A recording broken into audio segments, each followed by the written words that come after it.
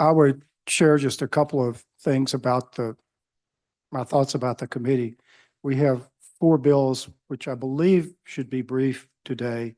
3 of them involve the Department of Health, and Dr. Edney's here to answer questions about them if they're questions that members of the committee can't answer. And we will have a presentation from him about healthcare in the state prison system. I thought I would give the committee at least an overview of where I think we are in healthcare and sort of my plans for this session. I'm still sort of a first do no harm sort of guy, so there's that. We've spent a lot of time about mental health, and I still think that's a major issue before the committee. To a large extent, I don't know that there's any particular legislation or any broad legislation that we need in this session so much as we need to see what's going on the ground. Much of what we need to do in mental health involves 2 things. Just number one, change in what individual deputy sheriffs and chancery clerks and on what they actually do. And number 2, the provision of real world facilities and services staffed by a sufficient number of professionals to deliver services on the ground. And we've done things to move in that direction, but that's really what we need. Insofar as scope of practice things are concerned, we spent a lot of time on that. We had 1 bill last year. I'm not saying we won't consider any scope of practice bills, but I don't think that's a focus right now.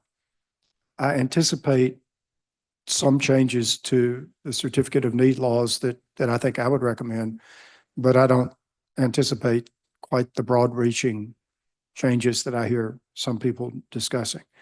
And so I've shared with you just sort of my idea about where we are at this time. As you know, the deadline for getting bills out of committee is a week from today. So here we are. There are 4 bills before us today. The first is Senate Bill 2691.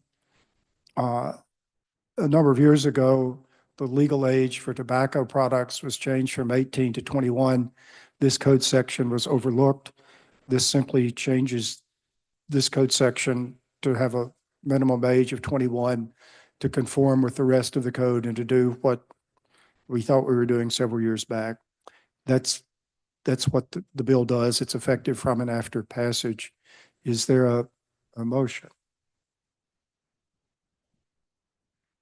Thought for a moment I was going to have to send out for a new vice chair. So Senator Parker moves title sufficient do pass. Are you ready to vote? All in favor say aye. All opposed, no. The ayes appear to have it. The ayes have it.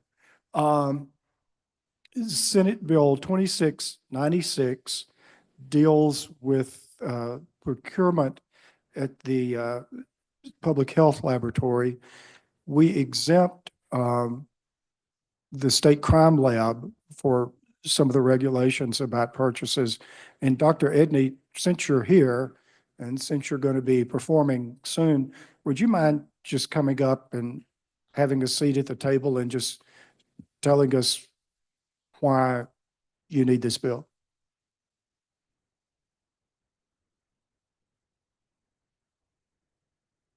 Thank you, Mr. Chair. I appreciate the opportunity to share. The Public Health Lab is charged with a lot of statutory responsibilities for the safety of Mississippians, centerpiece that being enacting the Safe Water Act through our water testing, but also it is the highest level testing lab in the state in terms of biosafety 3.5. It's extremely important for our public health work and identifying TB, genetics, keeping track of our flu strains, and just so many things. one problem we're having is in procurement for our service contracts for the machines, the laboratory equipment that we use. It came to our attention that exemptions for that type procurement had been given to the State Crime Lab and DEQ Lab, and we're the only state lab left that has not received that exemption. This would expedite procurement on those really important service contracts that we can't allow these equipment pieces to go out of warranty. We've calculated it should reduce the overhead of the public health lab by about $500,000 a year to have this exemption as the other state labs have. Is there a motion on the bill? If you'll make a motion, you can ask a question. Somebody moved Motion title is to ask sufficient a due pass. question. Okay, now debate. Senator Parker. I know we had conversations on this before because this is a double referred bill. This is a single source type of entity that you're bidding out, correct? This is not something that you're looking and trying to procure from multiple vendors and trying to find, competing price on, correct? Yeah, so that's one of our problems. All this equipment can only be serviced by one vendor.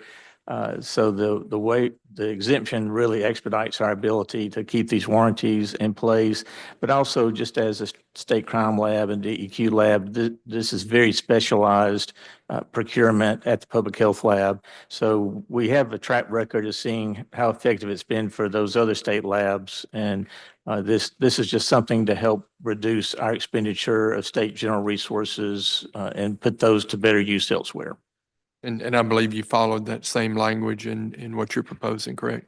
Yes, sir. We simply just took the code section for the state crime lab and added the public health lab.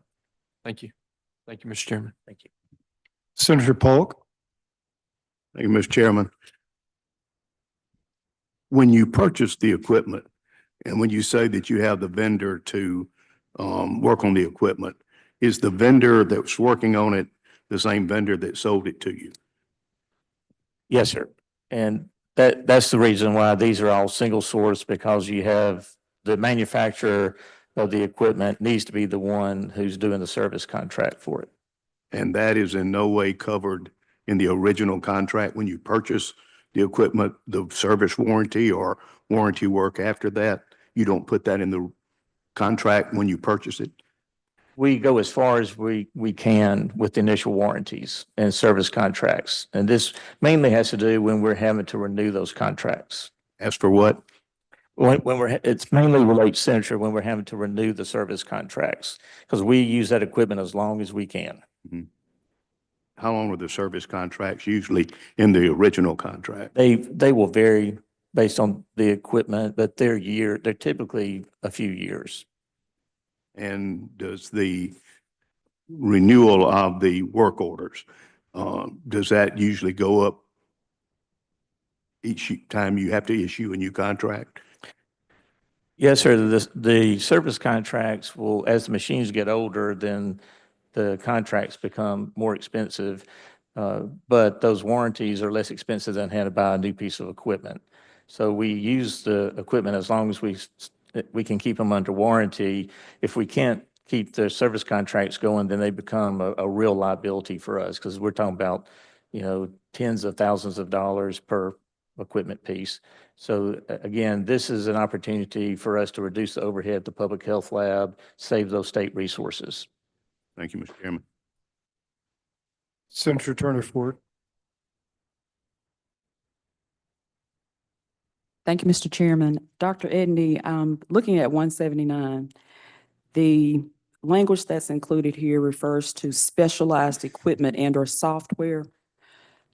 So my question is, and it also says any contract, is there any type of definition or information that we could have regarding what is deemed to be specialized equipment, or does this apply to all pieces of equipment within the department?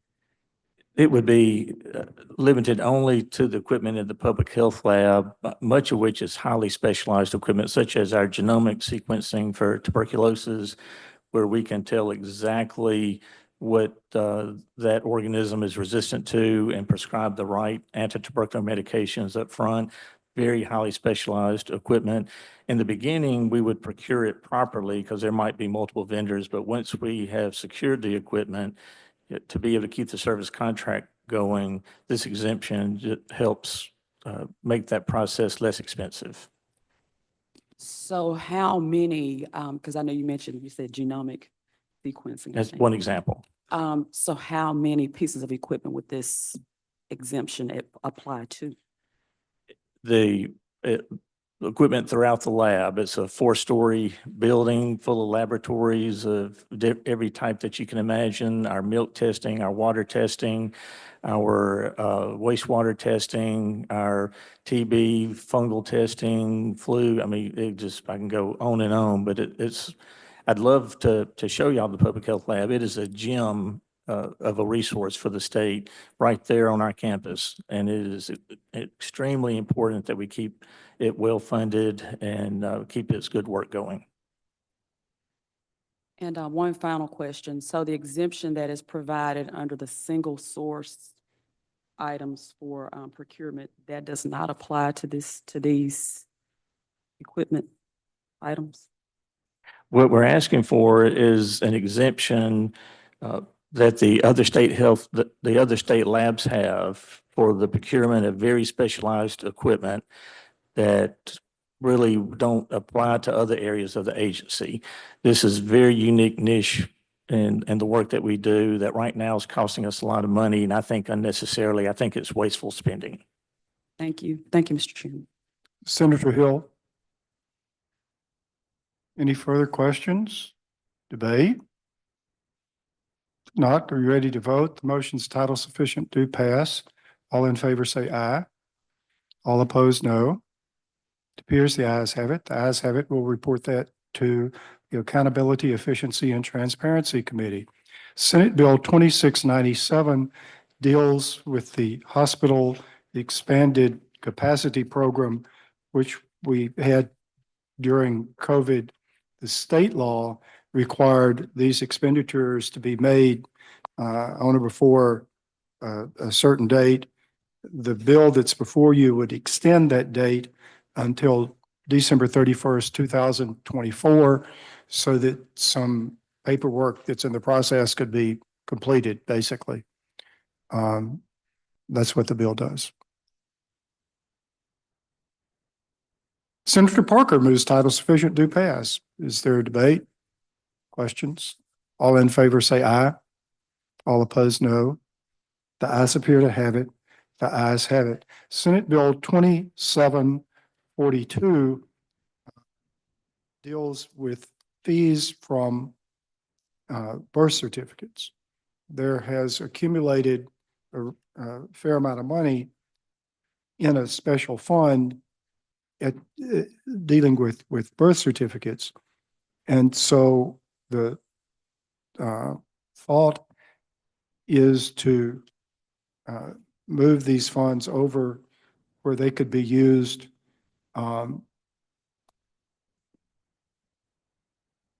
for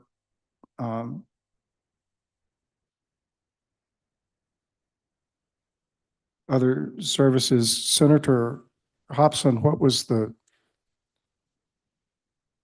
the 3 words that we were going to change? Is that in, I think I may have wound up with the wrong bill on I think the, this is a different bill. Yes, sir, Mr. Chairman. well, I've got the wrong bill on the committee. So never mind. It was a different bill I was supposed to have on the agenda. There were 2 bills. I had a 50-50 chance. I got the wrong one. We'll get that one. We'll get that one tomorrow. Now, Dr. Edney is here to discuss with us some of the findings the State Department of Health has had in looking at healthcare in the Department of Corrections. Dr. Edney, how do you want to proceed? Do you want to talk to us from up there? Do you want to talk to us from where you are? Mr. Chairman, I'm fine right here if it's okay with y'all. If I don't, Okay. make sure I don't have my back to anyone. I did pass out for y'all.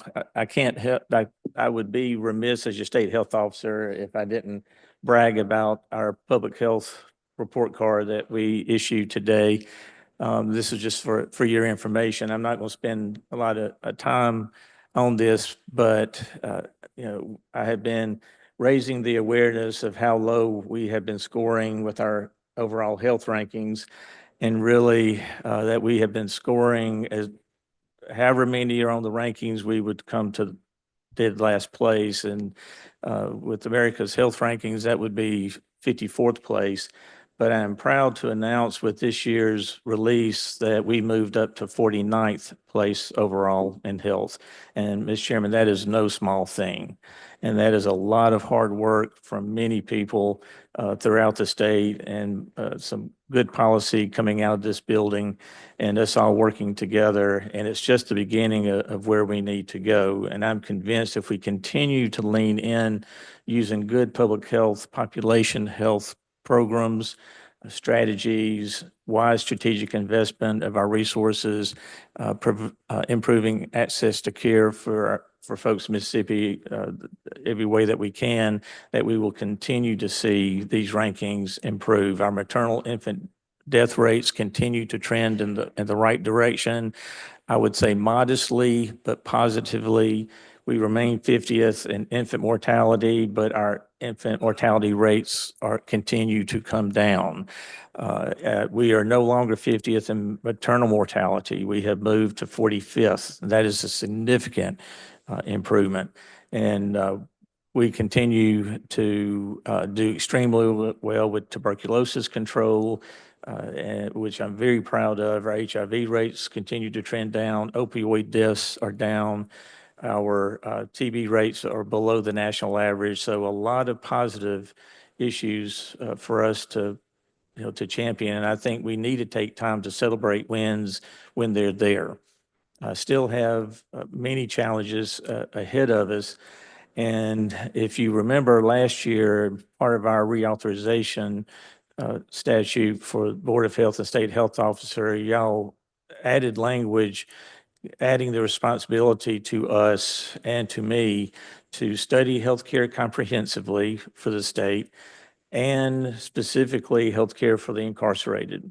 And we have had that on our to-do list. We've been, y'all heard me present to you these, this is the third session to do so. And you kind of see how I look at things. And I break the big picture down into three areas. Number one, what is the health of the population? And this is sharing with you that we're making some improvements, and we still have areas to work, but I see progress, and I'm optimistic. And then secondly, I study the health of healthcare, and that's looking at how are the hospitals doing, where we have problems, where are they? Who is struggling, who's doing well. Things like I brought to your attention last year, EMS being quite fragile throughout the state. And if you pay attention, certainly you need to be aware of how your contracts for EMS in your districts are looking. And we, through the EMS Advisory Council, are looking at ways to strengthen our EMS services statewide. We keep watch on workforce. We now have the Office of Mississippi Physician Workforce at the Health Department, and that those are key bits of information that we have to work on, work to improve, but also track. But we also track nursing workforce, rural healthcare workforce, and then thirdly, I'm obviously very interested and concerned with the health of the agency, and make sure that I keep y'all briefed on how the agency is doing. So I'm very happy to have that new responsibility. I just see it that we need to be working more robustly with what we've been doing the last 2.5 years with our new charge. It did convict me that, I didn't mean this pun, but that we were not paying attention at the health department regarding healthcare of the incarcerated. And one of the first things that I did with this responsibility was I started calling my colleagues in other southeastern and southwestern states to see what their responsibilities were. And really, no one had any public health responsibility with the incarcerated population. And then I started looking at that population as a unique cohort within the state. It's about 20,000 Mississippians, and the majority of whom at some time will go home. And then as I was looking at the work that we have with the incarcerated population, the Department of Health does have full responsibility of the TB program for the incarcerated. And we pay for the TB nurse at Parchman. We run the TB program at Parchman. We have the public health pharmacy able to provide medications. And, that is extremely important that we keep TB under control with the incarcerated population. We take that really seriously. But it really brought to my awareness, well, but we're not doing any other of the public health pieces for those 20,000 Mississippians. So, at local county health department, we'd be concerned about high risk maternity. Well, we do have pregnant women incarcerated at the women's unit. We certainly work hard with HIV. UMC does a good job with MDOC, with the HIV population. But we'd be really concerned about STI screening and treatment and control, and especially hepatitis C. And that's from just our early work, hepatitis C is a problem in the incarcerated population. And when I was looking at 20,000 individuals, it really came to my attention that that's really a medium-sized county for us. That would be a medium-sized, that'd probably be a level 2 county health department.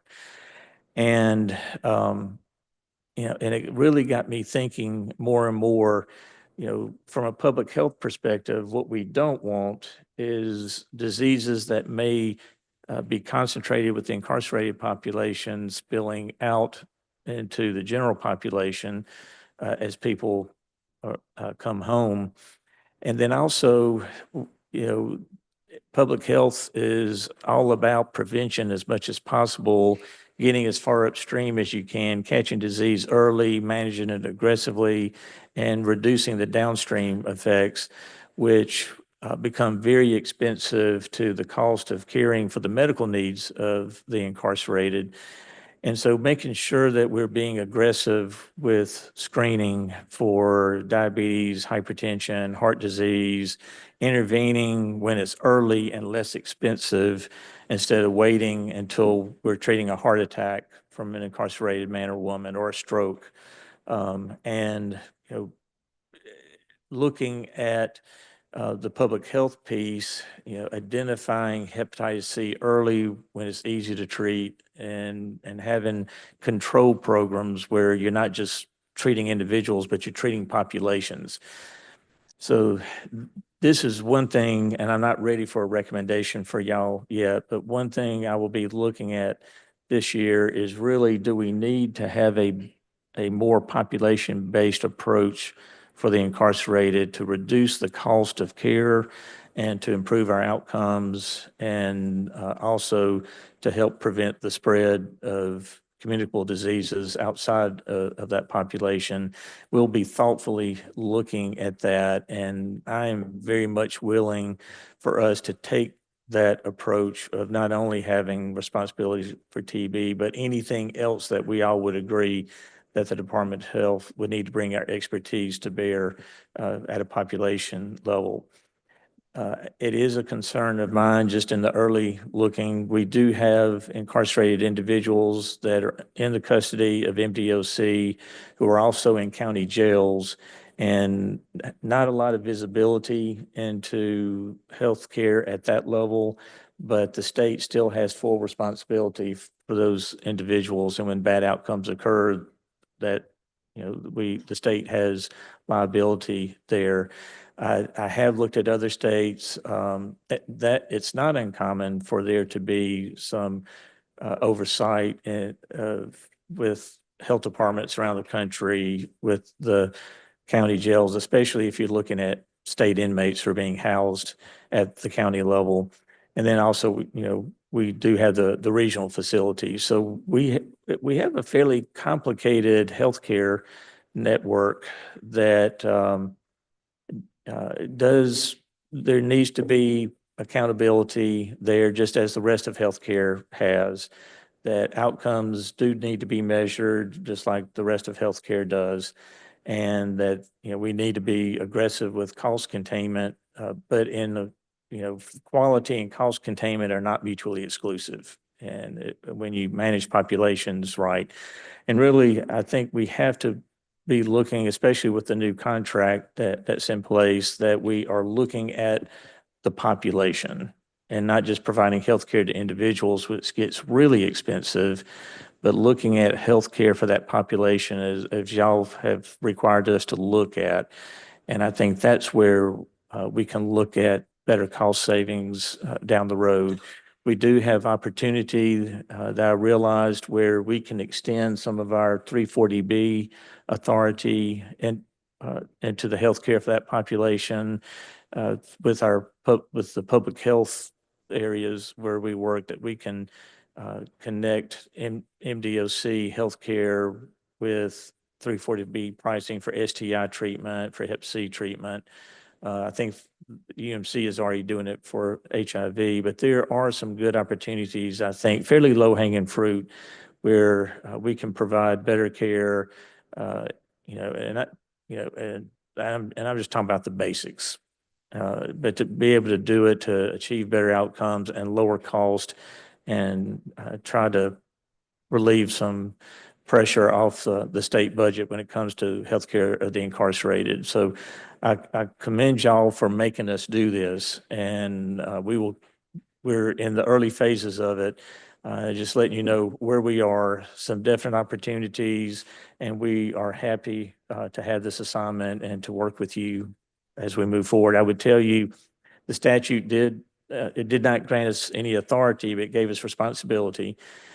We are looking at the fact that at this point, it really looks like we need to be back in overseeing the facilities, the infirmary at Parchman, the clinics, and that that the Department of Health oversee those facilities, not oversee them as in run them, but make sure that safety standards are in place, and that there will be some accountability on the facility side.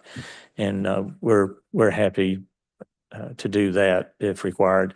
You did require other state agencies, including PEER, to cooperate and work with us. And I would tell you, MDOC and PEER both have been cooperative and helpful, and our meetings have been productive. And really, my goal is for us all to work together to make things better.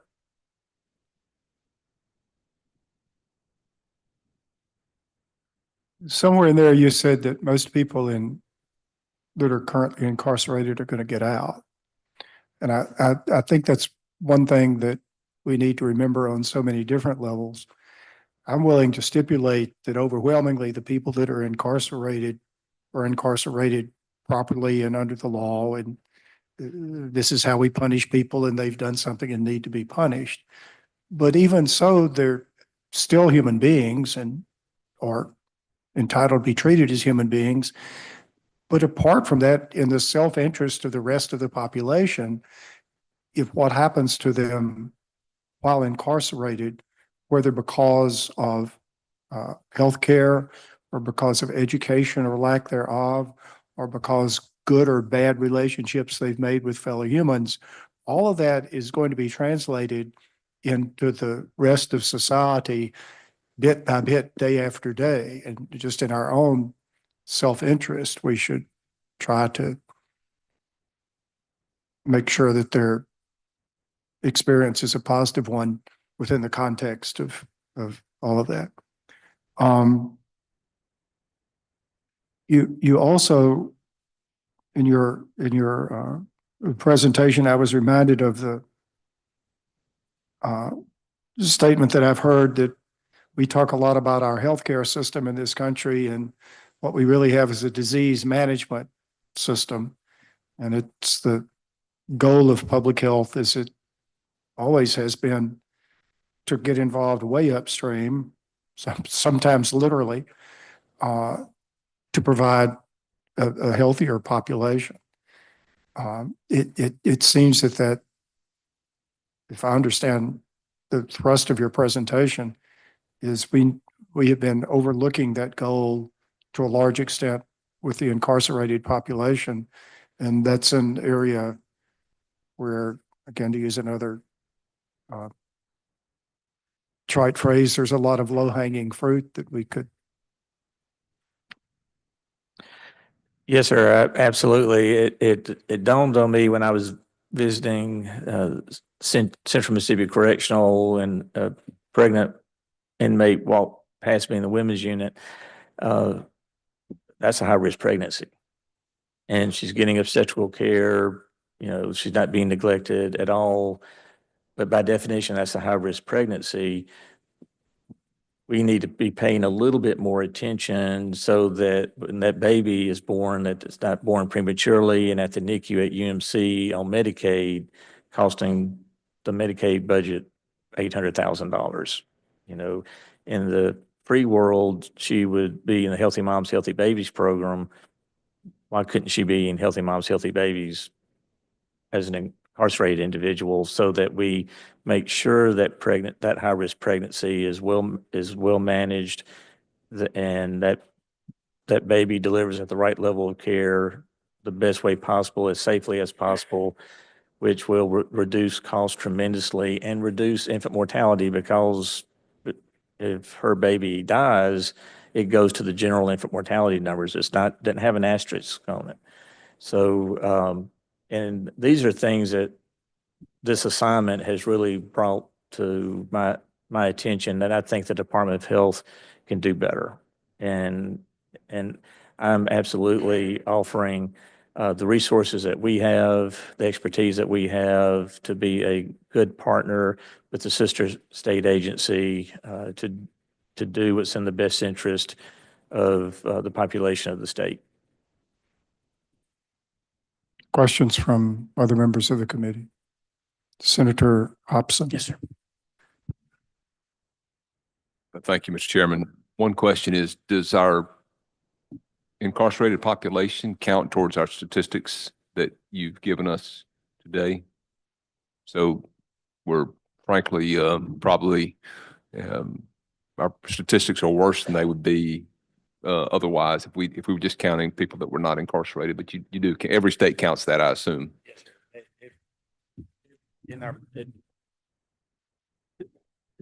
And that's a great question. All the outcomes that occur among the incarcerated are counted in the overall state numbers. So when we were reporting the number of heart attacks, that's total. That's everybody. We don't segregate those numbers out. So it's all the vital records data. So the deaths that occur in the incarcerated are among our general mortality numbers.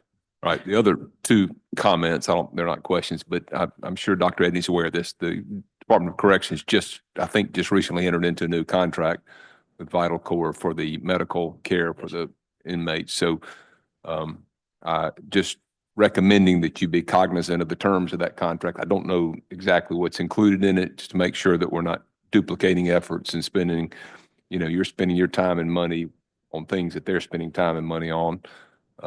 And I know you'll do that, but just want to remind you to make sure that you're working with them through their contractor in that process. You don't need to comment on that. I know you will, but just a reminder. Yes, sir. Absolutely. And the other comment is, it's on your handout. I just found it, one of the issues was, I think this needs to be prefaced or maybe footnote in some way, that we led the nation in firearm deaths. That's not a good statistic, but at the same time, Mississippi probably has more people that have firearms per capita. We're a state that likes to hunt, and a state that likes, a lot of people have guns. So I would imagine if you took that number and somehow took it out to states where people don't like to hunt as much as we do in Mississippi, that maybe the firearm deaths wouldn't be a leading, we wouldn't be leading the nation. I don't know how you quantify that, but certainly I know we have a lot of people in our state that use firearms for hunting primarily. Absolutely. And so it's Right. certainly going to lead to more risk of the chance for firearm deaths. And many of these deaths, some are related to homicide and some suicide. Our suicide rates in adolescents did go up, but it also relates to accidental discharge, which are just simply safety teaching, not talking about gun control at all, but just some basic safety, gun safety education can really improve those numbers. And to your point on the Vital Corps contract, absolutely. And all these conversations have been, with leadership at MDOC and Vital Corps and the governor's office in terms of what options going forward, sir. Thank you. Next. Senator McMahon, are you? Okay. Anything else for Dr. Edney? Senator Wiggins.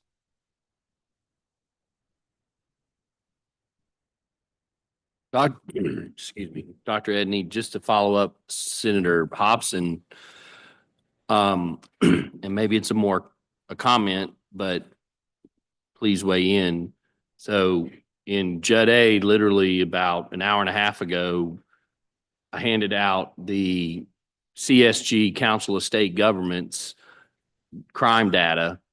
It doesn't just include crime, it includes other things.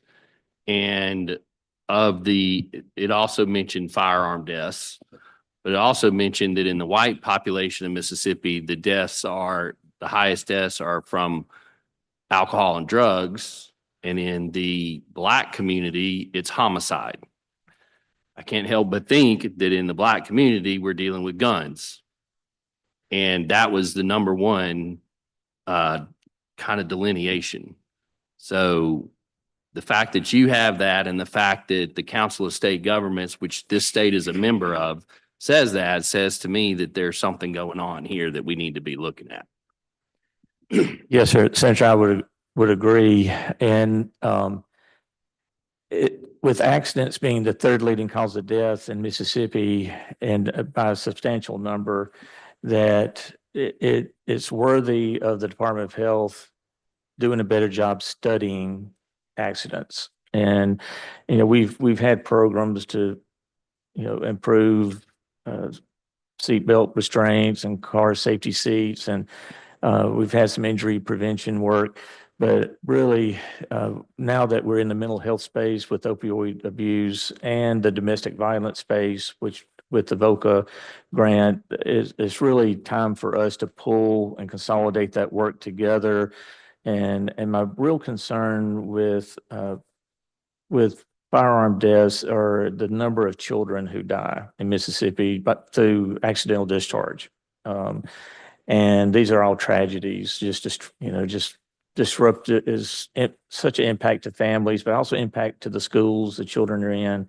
So this one thing I'm really pleased with is that Dr. Evans and I have been meeting to come for the Department of Health and Department of Education to come back together, as we historically have, to work together with K through 12 health promotion, which is getting upstream again, lower cost, more impact, to just do basic health promotion for basic safety issues, showing school districts what are the leading causes of death for the children in their districts, and then us bringing funding and expertise to help school districts reduce those deaths through just some basic health promotion teaching in the schools.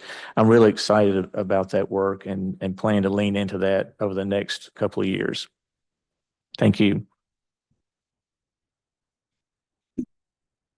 Senator Hickman. Just a follow-up question, kind of along the same lines, but my question was, and from my understanding of hearing you answer Senator Wiggins' questions, the firearm deaths that are attributed to accidents are also included in this number the recalls of accidents? Because in my mind, when I saw accidents, I automatically just thought auto accident, but this is just accidental deaths in general. That's right. So is there, or do you have a breakdown of what type of accidents make up the number of accidental deaths in Mississippi? Like this many car accidents, this many gun accidents, this many whatever accidents in the state of Mississippi. Do you have those numbers anywhere? Yes, I can get that from our injury prevention team. And I guess one final question. I think the general overview of what you were talking about. I think anytime you bring a handout, our eyes go to the handout because this is what we have in front of us. But I think the general reason you were here to talk about like healthcare and our prison systems. I heard you talk about like getting pregnant mothers who are in prison on certain programs and things of that nature. I guess my question would be, and I don't know if you said this, but my question would be, what would you think would be the top one or two things we could do as a legislature to increase access and to better our healthcare in the prison system? Because I also heard you say that those numbers are also included in these numbers.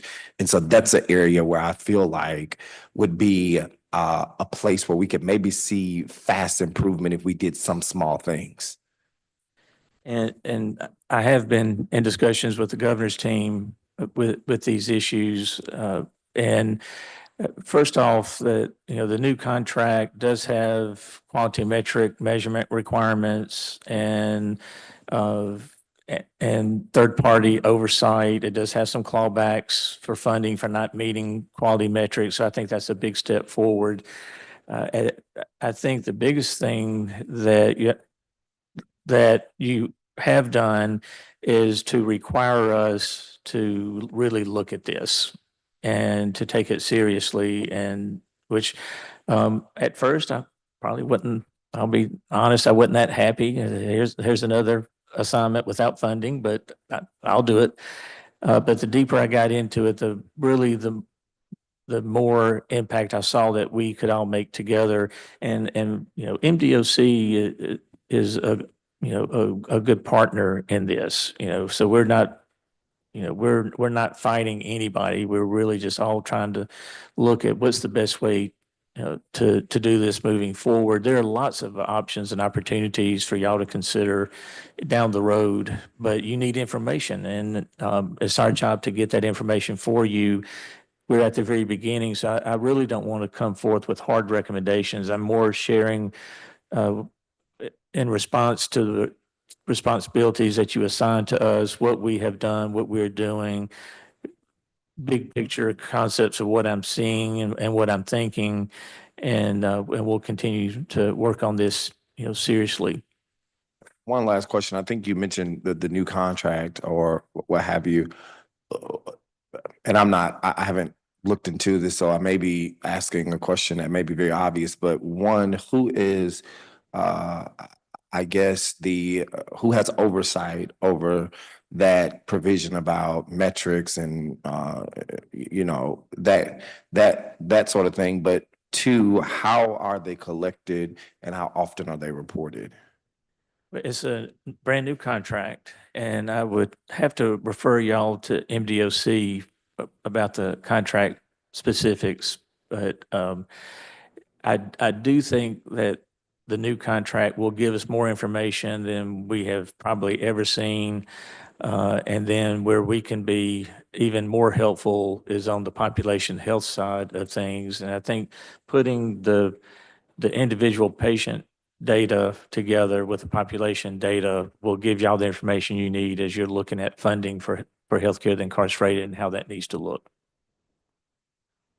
Thank you. Thank you, Dr. Edney. We appreciate your being with us. Senator McMahon. Yes, if the chair would, I'd like to motion to reconsider the vote by which Senate Bill 2691 passed. Senator McMahon moves we reconsider the vote by which Senate Bill 2691 passed. That was the first item on the agenda. Senator McMahon, do you want to speak to that motion? I do. I'll go right ahead. I hate to say anything about this at all, but since we're early in the session and we're having some goodwill and some unity within our chamber, but This is public health.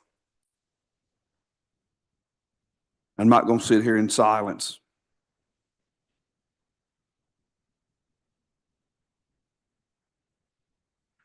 There are voices in this building that would climb up on top of the golden eagle and scream that minors have an opportunity and the choice of decide who they are. And those same voices want to give the opportunity to young adults, 18, 19, and 20 years old, the opportunity to choose whether or not they want to use medical cannabis program.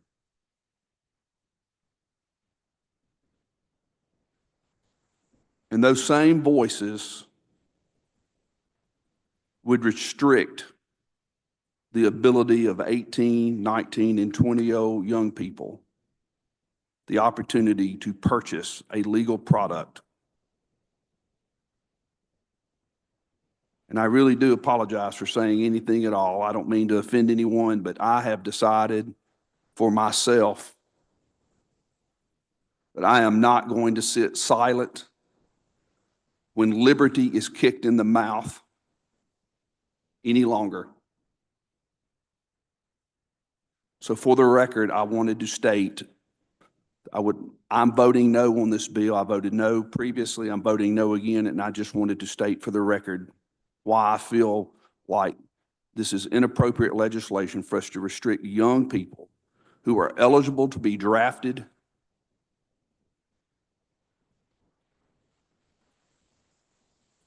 that if our enemies around the world test the resolve of this nation, that they would have to stand on the front lines and defend this nation and her people and our way of life, and yet they can't walk into a convenience store and purchase a legal product. Thank you, Mr. Chairman, for allowing me to speak to the bill. Is there further debate? The motion is that we could reconsider the vote by which Senate Bill 2691 passed. Are you ready to vote? All in favor say aye. All opposed, no. It appears the noes have it. The noes have it and the motion fails. Is there a motion to rise and report? The motion's to rise and report. All in favor say aye. All opposed, no. The ayes appear to have it. The ayes have it. Thank you all.